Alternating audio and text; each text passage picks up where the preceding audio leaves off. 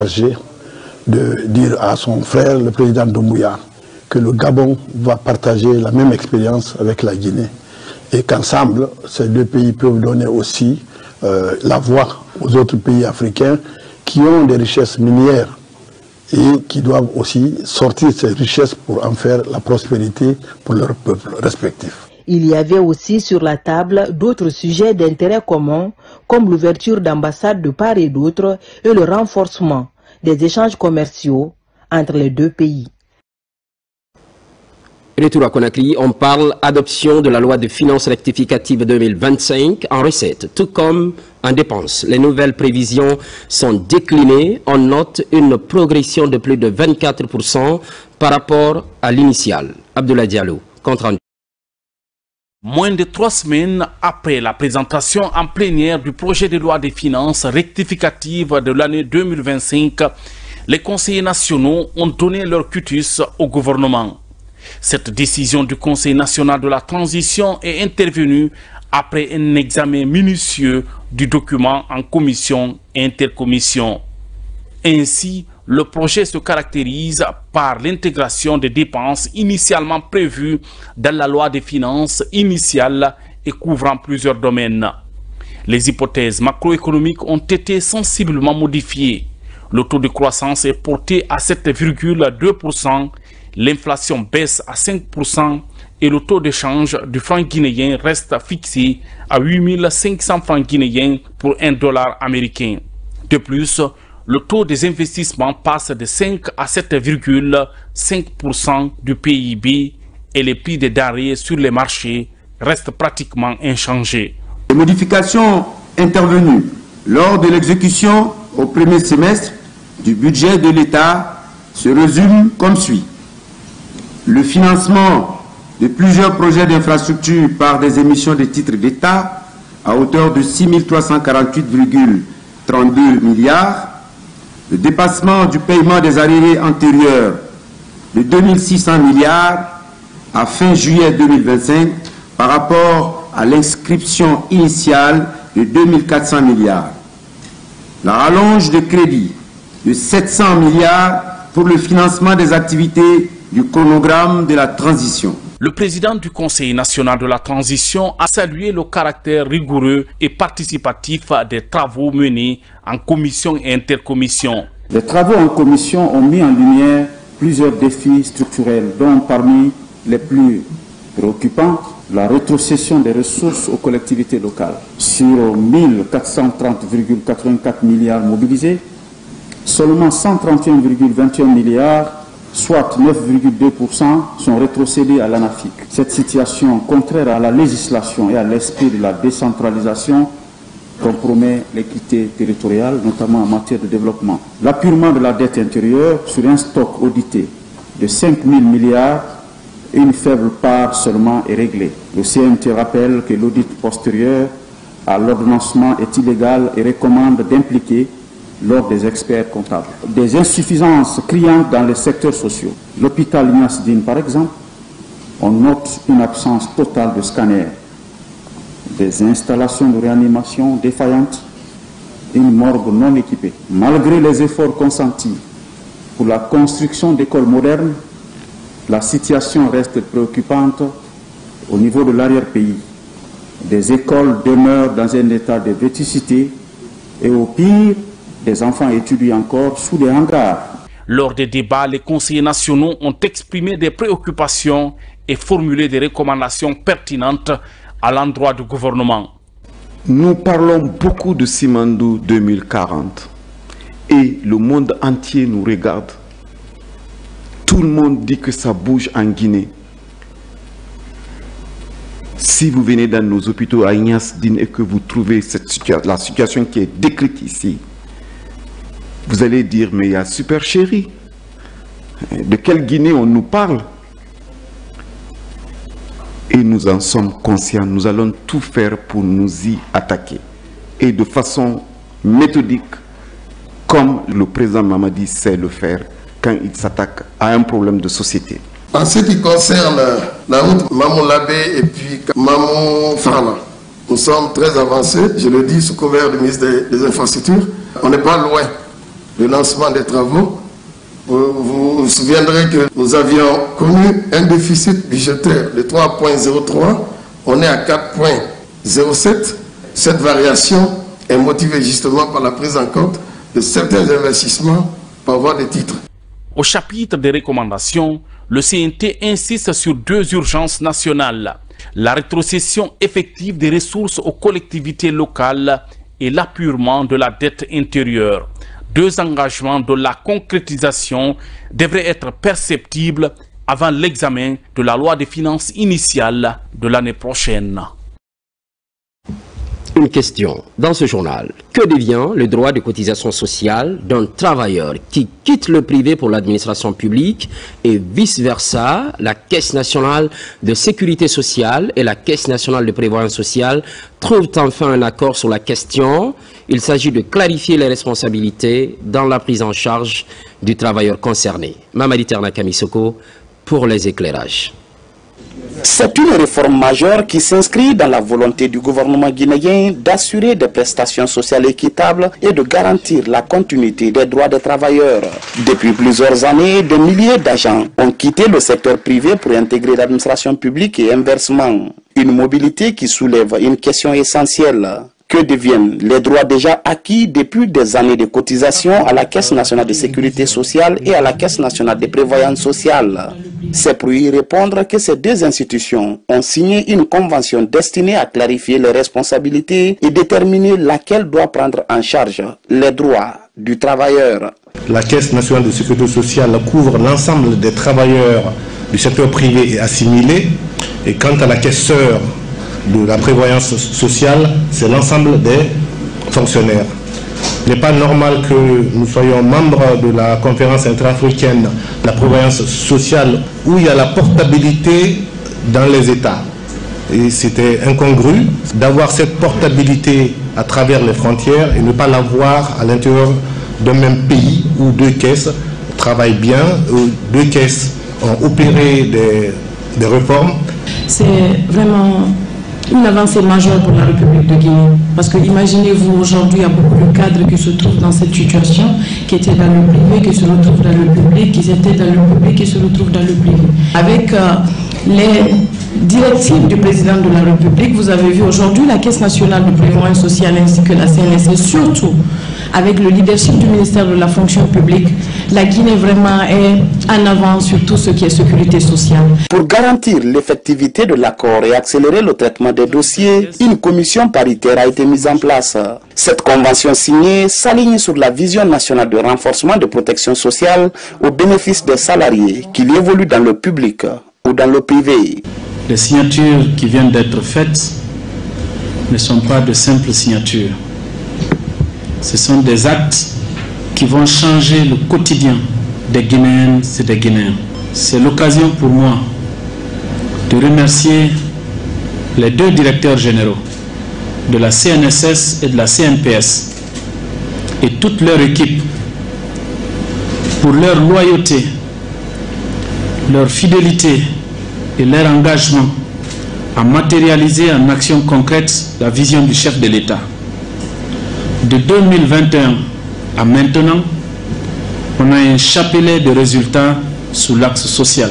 Ces dernières années, la CNSS et la CNPS ont engagé des réformes structurantes pour moderniser le système de protection sociale. Révalorisation et mensualisation des pensions, mise en œuvre de la couverture sanitaire et adhésion aux grandes institutions internationales spécialisées. Des réformes qui témoignent d'une volonté commune d'offrir un système plus juste, plus efficace et mieux adapté aux réalités professionnelles des travailleurs guinéens.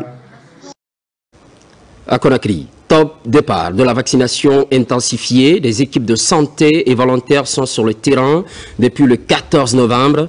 Principal objectif, toucher le maximum d'enfants et renforcer leur protection. Son assaillant. Dans le cadre de la protection continue des populations contre les maladies évitables par la vaccination, le ministère de la Santé, à travers le programme élargi de vaccination PEV et en collaboration avec les directions communales de la santé, mène depuis le 14 novembre une campagne de vaccination intensifiée sur l'ensemble du territoire national. Pendant 6 jours, nous serons sur le terrain pour une campagne mutualisée. Et il s'agit là de la vaccination couplée à la supplémentation en vitamine A et aussi l'enregistrement des naissances. Là, nous avons 8 antigènes au compte du PEV de routine que nous sommes en train de rattraper, qui protègent les enfants contre beaucoup de maladies. Dès les premières heures de la campagne, plusieurs sites de vaccination, centres de santé, places publiques, écoles, marchés et points mobiles ont été activés pour accueillir parents et enfants. Des équipes mobiles sillonnent également les zones rurales et périurbains afin d'atteindre les ménages les plus éloignés. J'ai vacciné mon enfant parce que les agents de la santé m'ont parlé de l'importance d'accepter de vacciner l'enfant pour que mon enfant bénéficie des antigènes pour avoir la meilleure santé. Ça permet à l'enfant de bien faire sa croissance, d'éviter les maladies qui peuvent empêcher la bonne évolution de la croissance de l'enfant. Cette campagne nationale vise à atteindre une couverture maximale pour mieux protéger la population et prévenir les maladies évitables par la vaccination. Avec le ministère des Transports, lancement officiel de la maison du chargeur. Je vous l'annonçais au sommaire, la structure a pour mission l'accompagnement des acteurs du transport et du commerce, une innovation de la Direction générale du Conseil guinéen des chargeurs. Abraham Christophe Conté. C'est devant les membres du gouvernement, les opérateurs économiques, les acteurs du transport et cadres du Conseil guinéen des chargeurs que le projet sur la maison des chargeurs de Guinée est lancé. Un projet structurant porté par la Direction générale du Conseil guinéen des chargeurs. Cette structure moderne est pensée comme un guichet unique où les chargeurs pourront désormais trouver assistance, conseil et services administratifs. Avec cette plateforme, la Direction du Conseil entend faciliter le parcours de milliers d'opérateurs confrontés jusque-là à des procédures complexes et coûteuses. Je voudrais réitérer ma profonde gratitude à son Excellence, Monsieur le Président de la République, chef de l'État, chef suprême des armées.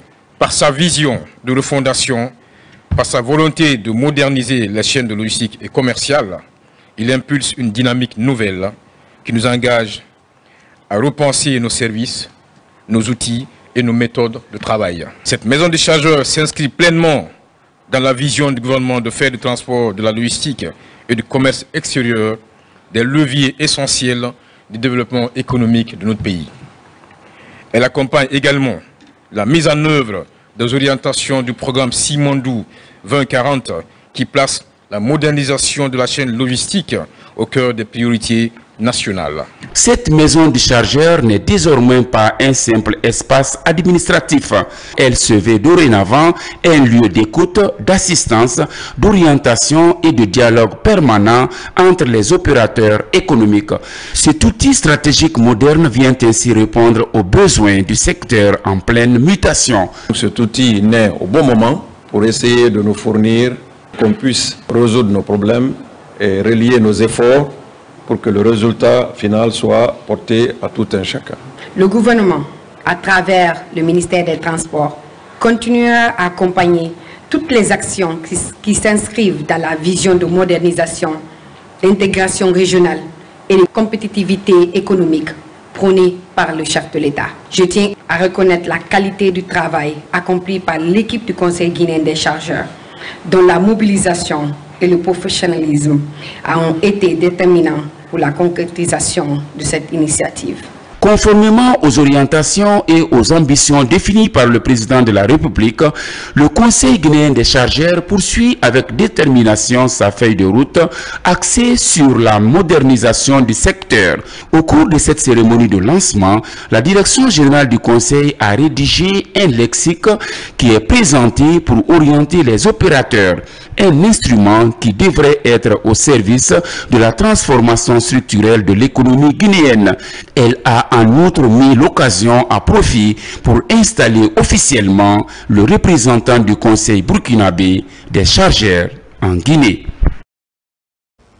On enchaîne avec la mobilité urbaine, mais sans fausse note. Les élèves sont impliqués dans la démarche.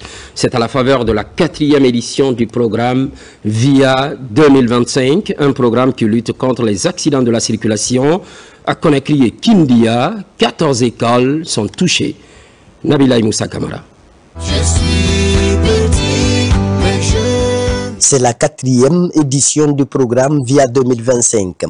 Elle a réuni 14 écoles de Kindia et de Conakry.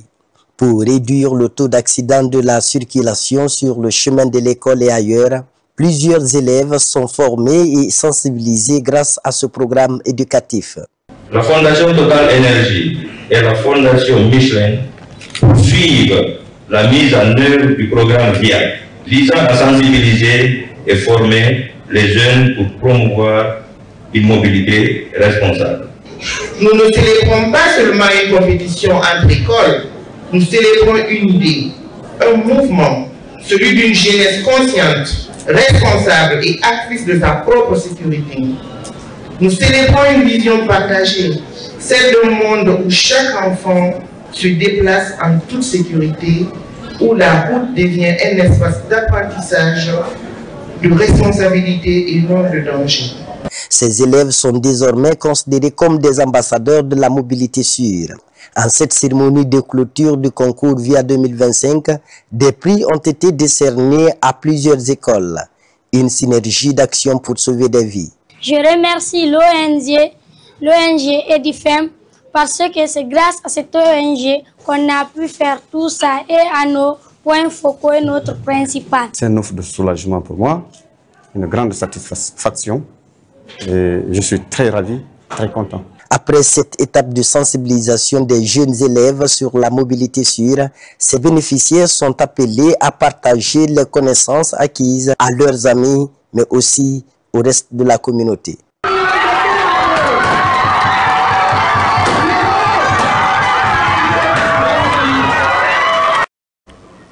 Apprentissage de la langue turque, la session profite à une trentaine de militaires, une deuxième promotion pour donner force à la coopération militaire entre la Guinée et la Turquie. Adjudant-chef Omar Kamara de la presse militaire. Sélectionnés sur la base d'un test ouvert à l'ensemble du personnel, ces militaires font désormais partie de la deuxième promotion du laboratoire de langue turque. Cette cérémonie marque officiellement le lancement de leur formation à l'école militaire interarmée de Guinée, EMIA. Un événement rehaussé par la présence des autorités militaires et des coopérants militaires turcs venus témoigner de l'importance de ce partenariat linguistique et stratégique. Que cette promotion trouve dans cette formation non seulement un enrichissement professionnel, mais aussi un vecteur d'amitié et de partenariat durable entre nos nations. Ce programme n'est pas seulement un apprentissage linguistique, il représente un pont solide d'amitié et de coopération entre la Turquie et la Guinée. À travers la langue turque, nous partageons également notre culture, nos valeurs et notre histoire commune.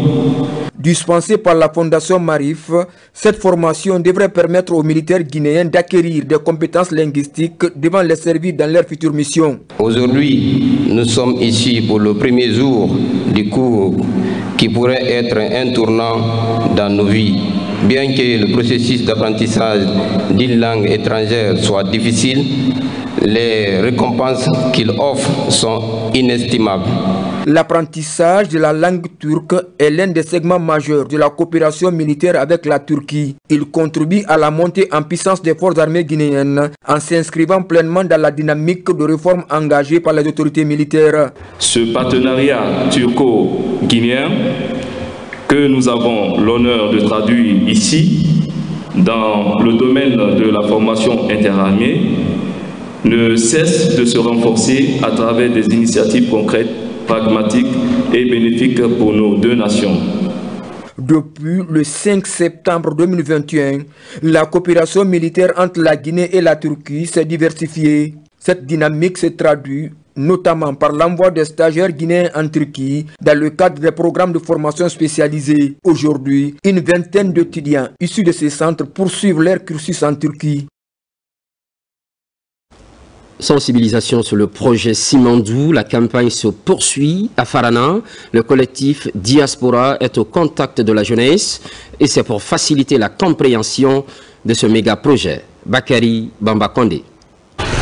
La préfecture de Farana, carrefour historique et culturel, est la 5e étape de la tournée de sensibilisation du collectif Diaspora Langoundé sur le projet et le programme Simandou. La rencontre qui s'est tenue dans une ambiance d'écoute et de dialogue a réuni un large public désireux de comprendre les enjeux de ce méga projet pour l'avenir de leur région et de la Guinée. Le projet Simandou pose des problématiques environnementales très importantes. Cependant, l'État a pris des mesures drastiques pour protéger notre environnement. L'Agence guinéenne d'évaluation environnementale fait une évaluation. C'est un processus qui permet justement de mesurer l'impact que le chantier peut avoir sur l'environnement. Le collectif a rappelé sa mission, informer les populations sur les opportunités et les défis liés aux grands projets de développement comme Simandou, afin de favoriser une large participation citoyenne. Par rapport à leur explication que vraiment le projet Simandou,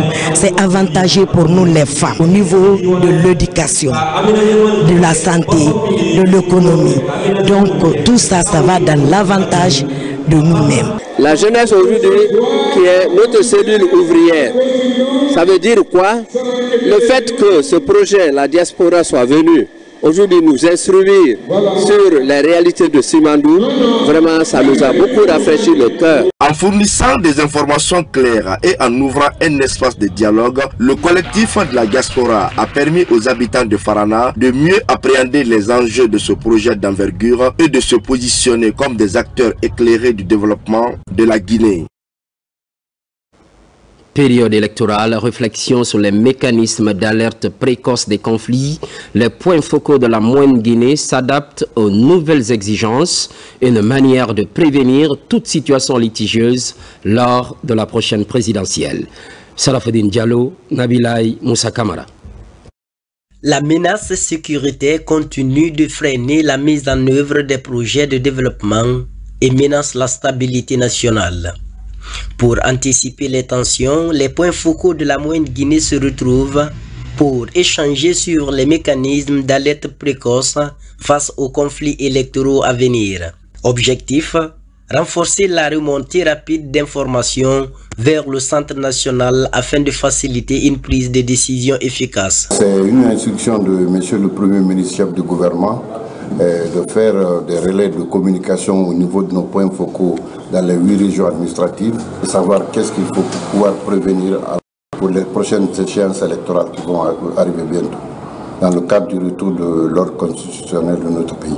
Après le scrutin référendaire, il était nécessaire quand même qu'on se retrouve avec les alerteurs pour faire le point de la situation par préfecture par rapport aux risques potentiels susceptibles d'empêcher le bon déroulement du scrutin prochain. Durant la rencontre, les participants sont formés à l'identification des signes de conflits préélectoraux et à la transmission rapide des données sur le terrain. Nous allons faire la restitution auprès des OEC, des organisations, auprès de la société civile. Ensuite, nous allons recueillir des informations auprès des communautés et alerter le gouvernement et ensuite proposer des solutions et aussi assurer le suivi et évaluation des activités sur le terrain. Le centre de coordination du mécanisme d'alerte précoce se positionne aujourd'hui comme un outil stratégique de prévention des risques sécuritaires, un dispositif essentiel pour préserver la paix et la stabilité, en Guinée comme dans l'ensemble de la CEDEAO, avant, pendant et après les élections. Et puis, cette nouvelle approche, il s'agit de l'agriculture hors sol. Pour le moment, il faut préparer les esprits. Ça se passe à Mandiana. Les femmes rurales sont ciblées. Objectif, lutter contre la famine et la pauvreté. Noumousso Diakité, précision. À Mandiana, une approche agricole attire l'attention des acteurs du monde rural. Il s'agit de l'agriculture hors sol, une méthode innovante qui promet d'améliorer la productivité tout en préservant les sols. Au centre d'autonomisation des femmes de Wasolo, plusieurs groupements féminins prennent part à cette formation pratique. Ils sont encadrés par une technicienne en hydroponie venue du Burkina Faso. En allant vers cette méthode-là, ça nous permet de produire sans tenir compte de l'état du sol, sans tenir compte du climat et avoir 4 fois plus de résultats que quand on passait au sol, même si le sol était vraiment parfait. On a fait en sorte que 52 personnes venant de la préfecture de Mandiana soient formées à une nouvelle agriculture qui s'appelle hors sol. Rendre la production agricole plus résiliente face aux effets néfastes de la dégradation des sols et au changement climatique, une opportunité pour les participants de diversifier leurs sources de revenus tout en améliorant la sécurité alimentaire locale. À travers cette nouvelle méthode, nous espérons désormais atteindre notre objectif en apprenant aux autres femmes de nos communautés à la pratiquer. Il ne s'agit pas d'avoir des connaissances seulement, mais il faut pratiquer. Parce que quand vous ne pratiquez pas, vous allez oublier. Donc, arrivez dans vos différentes localités, vous allez organiser des sessions de restitution et surtout de pratique. Cette expérience pilote suscite de l'espoir au sein des groupements féminins qui comptent faire désormais de l'agriculture hors sol un levier majeur de transformation agricole dans toute la préfecture. Dans la région voisine, Farana, pour parler de conseil et machinisme agricole, les jeunes sont au cœur d'une formation qualifiante. C'est l'une des retombées de la collaboration entre la FAO et le département de la jeunesse. Ibrahima Oulenfofana. Dans cette salle polyvalente de l'Institut supérieur agronomique et vétérinaire de Farana, le conclave des acteurs locaux pour parler de l'appui à la formation qualifiante et à l'insertion professionnelle des jeunes du secteur du conseil et du machinisme agricole. Ici, la FAO et du ministère de la Jeunesse ont une ambition commune, celle de faire de l'agriculture un véritable levier d'emploi, d'innovation et de transformation sociale. Il s'agit du lancement d'un projet, un projet en collaboration avec le ministère de la Jeunesse qui a pour objectif de former des jeunes hommes et femmes dans le conseil agricole et le machinisme agricole et de leur donner la possibilité d'avoir des opportunités concrètes en matière d'emploi et d'insertion socio-économique. Il y a un besoin énorme en matière d'entretien, en matière de réparation, en matière même de conduite de ces engins-là dans le domaine agricole. En investissant dans le conseil agricole et le machinisme, la FAO et le ministère de la Jeunesse ouvrent ensemble des perspectives pour moderniser durablement le secteur rural. Le machinisme agricole constitue aujourd'hui un pilier incontournable pour accroître les capacités de production, réduire la pénibilité du travail et améliorer les conditions de vie des exploitants. Je voudrais adresser mes sincères remerciements à l'Organisation des Nations Unies pour l'alimentation de la FAO pour cette initiative porteuse d'autonomisation, aussi lui exprimer ma profonde gratitude et solliciter humblement son appui financier et technique dans la phase d'extension du projet à d'autres nouvelles localités du pays. Durant cette rencontre, les étudiants sont édifiés sur l'avantage de ce projet. Ils ont eu droit à la parole pour apprécier cet important projet qui cadre avec la vision du chef de l'État. Ce machinisme en question va minimiser la pénibilité dans la production. Retour sur le Transform Africa Summit, c'était la semaine dernière, vous le savez sans doute, occasion mise à profit pour exposer les plateformes digitales du gouvernement et les outils d'inclusion économique. Il est question de montrer les performances de la Guinée dans le domaine du digital. Marie-Angélique Bangoura. L'évolution de la digitalisation des services publics et privés s'est imposée comme l'un des axes majeurs du Transform Africa Summit 2025.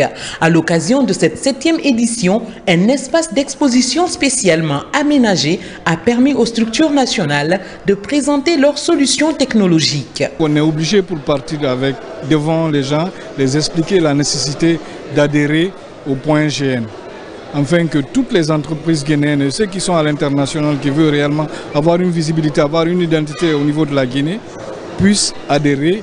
Parmi elles, Internet Exchange Point ou point d'échange Internet est peu connu du grand public guinéen. Logé au sein du ministère des Postes, des Télécommunications et de l'économie numérique, l'IXP a pour rôle d'optimiser la circulation locale des données et renforcer la souveraineté numérique. Une infrastructure qui interconnecte tous les opérateurs et fournisseurs d'accès Internet de la Guinée afin d'échanger les données localement. Avec cette infrastructure, nos données ne sortiront plus de la Guinée pour aller transiter dans les routeurs à l'étranger et revenir. Un peu plus loin, un autre stand propose une immersion dans l'histoire des communications. Des instruments ancestraux jusqu'aux technologies contemporaines, les visiteurs découvrent grâce au travail minutieux des conservateurs l'évolution des outils de transmission et l'impact de ces innovations sur la société. Les téléphones de première génération, on parlait seulement des vocales. De première et de deuxième génération, on parlait maintenant de vocales avec les messages. De troisième génération, on parlait maintenant de vocales, des messages et l'image. Voilà maintenant aujourd'hui, on parle maintenant de vidéos avec les téléphones de quatrième génération. C'est là maintenant l'impact maintenant d'évolution et la sortie maintenant de l'intelligence artificielle. Au-delà des démonstrations, le Transform Africa Summit 2025 s'est révélé être une plateforme idéale pour les services digitaux nationaux. L'événement leur a permis d'identifier de potentiels partenaires et d'esquisser de nouvelles pistes de collaboration. Implication à tous les niveaux de la société, c'est le défi que se fixent des organisations de la société civile. Elles évoluent en consortium du côté de la capitale forestière et encouragent en même temps la formation des différents acteurs, un programme soutenu par l'Union européenne. Mohamed Salioupaï. Appel à l'action participative du leadership féminin dans la prévention des conflits et de la promotion de la paix pour les élections pacifiques en Guinée forestière est l'un des axes contenus dans le portefeuille du consortium des ONG CRS, Rasgui et Enfants du Globe dans la région forestière. Il s'agit de renforcer les capacités institutionnelles des organisations de la société civile guinéenne en matière de plaidoyer, de sensibilisation et de défense des intérêts des communautés. Ces projets visent à renforcer le leadership féminin, la culture de la paix, de la citoyenneté responsable, de la cohésion sociale et de la gestion participative pour une gouvernance locale inclusive dans notre région. Pour répondre efficacement aux besoins réels du terrain, une dynamique collaborative est plus que nécessaire. C'est un appel à la synergie d'action entre les acteurs. Nous voulons répondre à l'une de vos aspirations les plus légitimes, celle de pouvoir concevoir, soumettre, mettre en œuvre vos propres initiatives de développement au service des communautés locales que vous servez. Ces efforts constants pour promouvoir des initiatives en faveur de la jeunesse, de la femme et de la solidarité nationale méritent toute notre reconnaissance et notre soutien. Financé par l'Union européenne, le projet SOCIDIP vise à promouvoir une société civile inclusive, représentative et engagée dans le processus de la transformation sociale. Zéro grossesse et zéro violence dans les écoles, loin d'un slogan. Un concours national est organisé par l'INRAP. Finalité, prévenir les mariages précoces et les violences basées sur le genre en milieu scolaire. Abdulaziz Baldé. Zéro grossesse et zéro violence en milieu scolaire, une thématique primordiale pour le ministère de l'enseignement préuniversitaire et ses partenaires. À travers le lancement de ce concours, les porteurs du projet entendent faire les centres d'apprentissage de lieux sûrs et propices à l'épanouissement de chaque adolescent, en particulier les jeunes filles. Dans les nouveaux programmes qui doivent sortir très bientôt, à partir des classes de CM, des thématiques sur des questions d'éducation comme à la sexualité seront largement traités. Tout ce combat-là, c'est pourquoi? Pour prévenir des mariages d'enfants, pour prévenir des IST, VIH, SIDA, pour prévenir des violences basées sur le genre, pour promouvoir la planification familiale. Ce programme est plus qu'un concours, mais un appel à l'action, afin de prévenir les grossesses et les violences en milieu scolaire. Assurer une éducation complète aux adolescents est un impératif pour le MEPUA, soutenu par l'UNFPE. Selon une étude récente réalisée en 2023, il ressort que sur 678 élèves filles interrogées dans les ménages, 139 filles, soit 21%, ont eu des grossesses au cours des 3 dernières années. Au vu de ce constat alarmant, il devient impératif d'assurer une éducation et information complète aux adolescentes et jeunes, surtout ceux en milieu scolaire. Souvent, le calendrier scolaire se confronte souvent au cas de grossesse des candidats pendant les examens. Donc c'est pourquoi j'invite les IRE qui sont là à ce que les outils qui sont présentés puissent être développés dans le bon sens dans les milieux scolaires. Pendant 2 mois, près de 1000 écoles seront en compétition pour assurer l'accomplissement du potentiel des adolescentes et des jeunes. Entrepreneuriat jeune, une nouvelle dynamique voit le jour. Formation de 1500 jeunes de la région de Kindia. C'est gratuit. Elle porte sur la création d'entreprises, la gestion financière et l'autonomie. Ça, Martin Fancinadouno. La ville de Kindia a accueilli la première étape d'un ambitieux programme de formation initié par le PDG d'AM Group et d'AM Conseil, Ali Badra Kondé, ancien journaliste, devenu formateur et entrepreneur.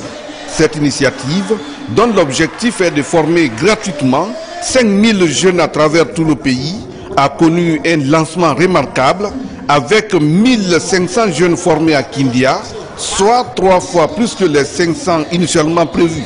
La cérémonie de clôture a été marquée par la remise officielle des attestations aux 1500 participants. Cela prouve à suffisance que la jeunesse guinéenne aujourd'hui est résolument engagée à se construire, à se façonner, et tout en connivence avec l'idée ou la politique prônée par le président de la République, Mamadi Doumbouya, pour notre souveraineté économique. Les participants ont bénéficié de sessions intensives portant sur les compétences professionnelles, le développement personnel, l'esprit entrepreneurial et les techniques d'employabilité, avec pour ambition de renforcer leur autonomie et leur accès au marché du travail.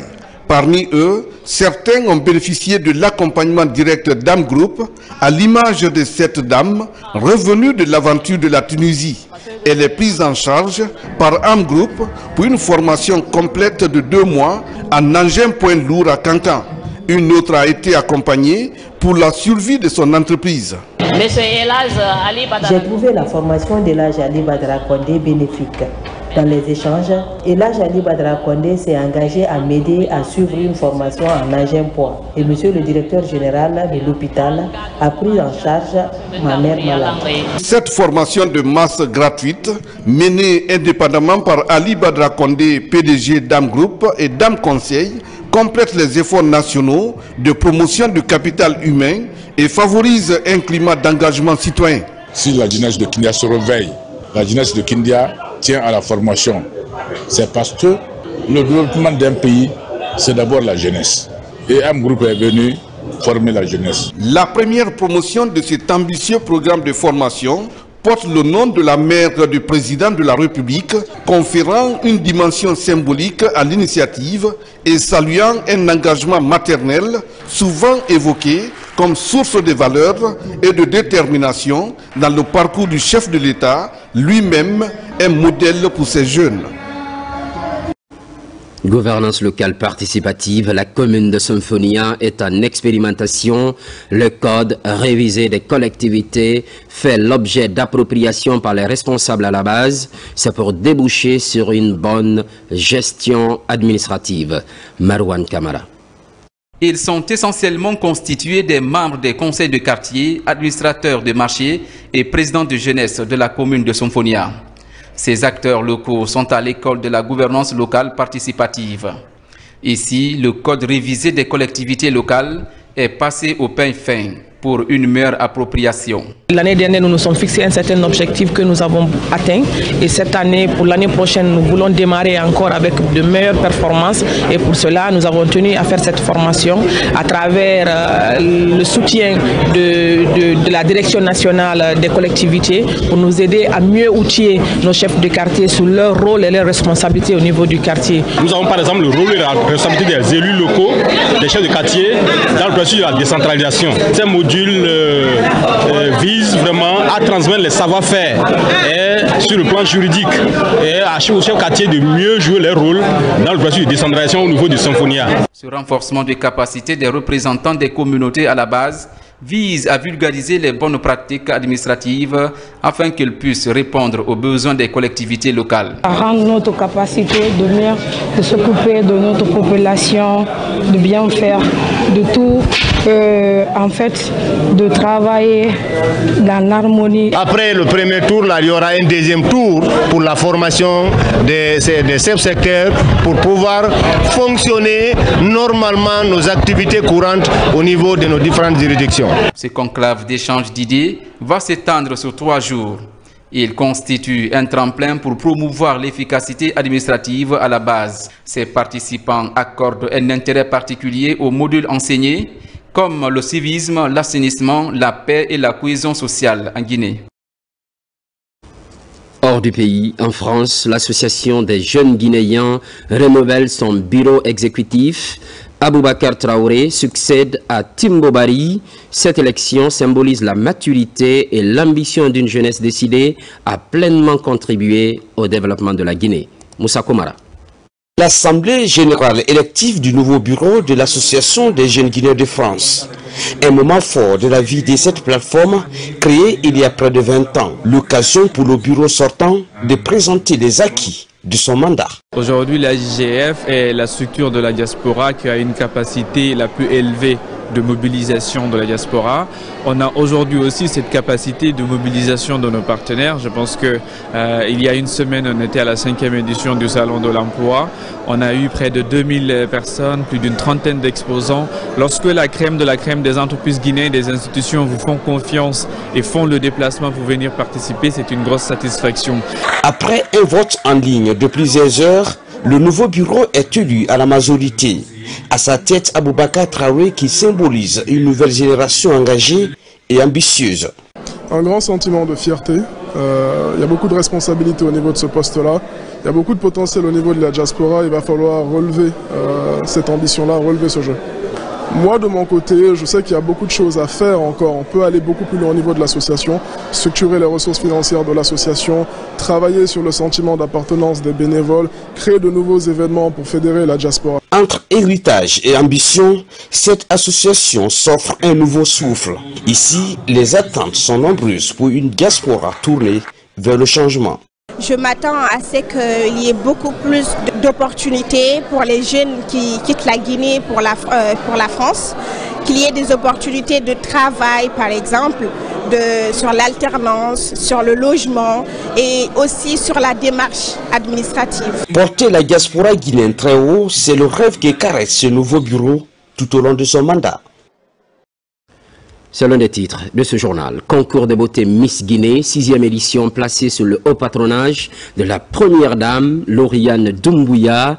Place aux préparatifs, les candidates s'entraînent pour 30 jours, une manière de rester focus sur les sujets à débattre. Lors de la compétition, des dispositions en termes de formation approfondie sont déjà prises. Abdoulaye Diallo, Mohamed Bangoura.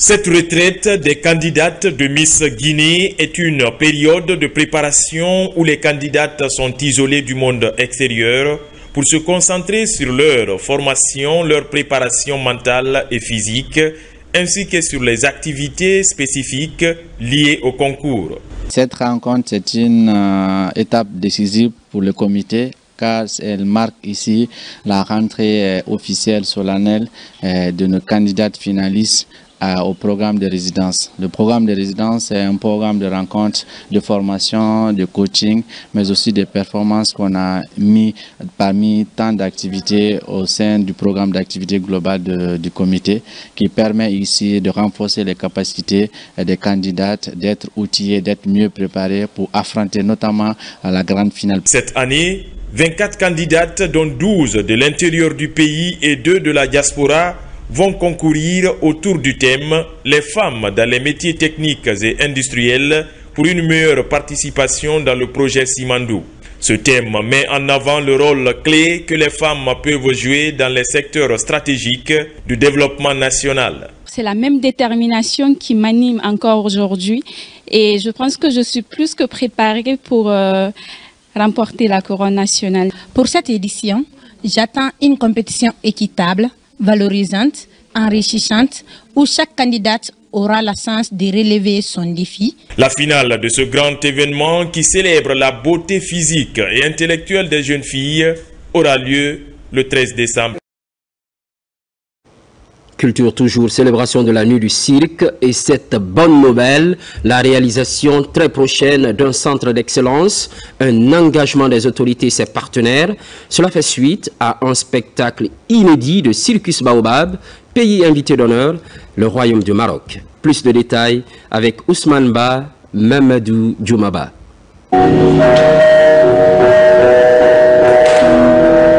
C'est un spectacle époustouflant qui met en exergue le génie créatif de ces acrobates du Circus Baobab. C'est à l'occasion de la 2e édition de la Nuit du Cirque qui consacre le Maroc comme pays invité d'honneur. Projection et prestations en live montrant les prouesses du groupe Circus Baobab dont l'un des précurseurs, Bakala Kamara, est célébré. Aujourd'hui, mon cœur est en train de pleurer parce que j'attendais celui-là depuis 20 ans. Même si je ne suis plus là, mon rêve est réalisé. Et c'était ça. L'ambassade du Maroc est honorée d'avoir été associée à nouveau à ce bel événement. Et cette fois-ci, en tant que pays invité d'honneur, est ravie que la direction artistique de la Nuit du Cirque ait choisi d'associer la troupe marocaine Kolo Kolo, dont la créativité et l'audace illustrent l'effervescence artistique qui anime aujourd'hui le Royaume du Maroc. Grâce à un partenariat multisectoriel et un appui du Royaume du Maroc et la France à travers l'AFD, un centre d'excellence des arts du cirque de Guinée va être construit. Ce centre d'excellence adoptera un cursus multigrade, offrant plusieurs niveaux de formation. Un parcours de technicien supérieur, BTS, pour les apprenants disposant de niveau requis de parcours secondaire 2, c'est-à-dire le bac, niveau lycée. Un parcours de certificat d'aptitude professionnelle pour les apprenants disposant du niveau requis du parcours secondaire 1, le collège. Un parcours professionnel qualifiant pour les jeunes talents qui n'ont pas pu poursuivre les études ou qui sont en abandon scolaire. À travers cette initiative, le gouvernement démontre sa volonté de formaliser et valoriser les métiers d'excellence longtemps relégués au second plan, en leur donnant un cadre académique et des diplômes reconnus à l'international. Et pour finir, douleur et consternation suite au décès de Ernest Beldoré, artiste chanteur émérite de la région forestière. Il a succombé de la maladie le 16 novembre dernier. Ernest Beldoré était l'un des piliers du patrimoine culturel de la région forestière et de la Guinée. Chanteur talentueux, il avait le don de transcrire et de valoriser la riche tradition de son terroir à travers des chansons. Son œuvre musicale demeure un précieux héritage, témoin de son attachement à l'identité guinéenne. Reposez en paix. L'actualité évolue en Guinée, notre paradis, terre de richesse et d'innovation. Les programmes se poursuivent. Constante fidélité à toutes et à tous. À très vite.